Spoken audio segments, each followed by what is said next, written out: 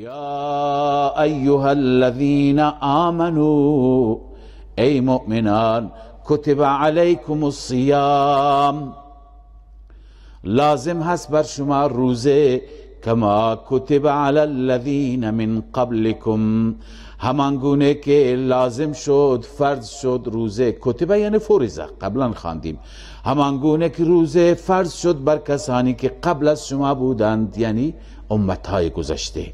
لعلکم تتقون، این حکمت روزه و فلسفه صوم است.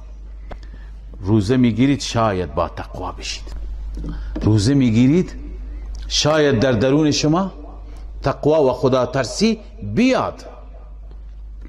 خب از روزه میاد. بنده عرض کردم اینقدر انسان با تقوا میشه که تشنه هست، آب خنک هم تو خونش هست نمیخوره، چرا؟ رب دستور داده نخورم.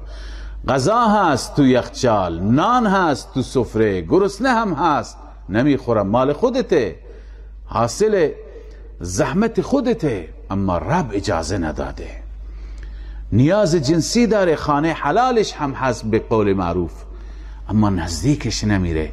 وقتی که چیزهایی که برایش حلال هستند به خاطر دستور خدا تقوا را رعایت میکنه، پس این از مال دیگران به طریق اولا رعایت میکنه، ناموس دیگران را به طریق اولا دوری میکنه.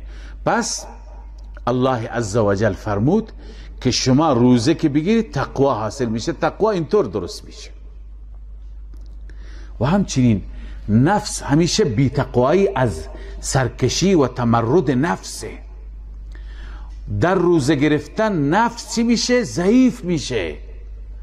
نفس انسان لاغر میشه، به اصطلاح نفس انسان مقهور و مغلوب میشه، چون خلاف نفس داره عمل میشه. وقتی که خلاف نفس عمل بشه، اون وقت تقوا همینه که نفس مغلوب بشه. خلاف نفس وقتی که عمل بشه، تقوا میاد بالا میزنه، تقوا زیاد میشه. پس الله میفرماید کما کتب علی الذین من قبلکم لعلکم تتقون.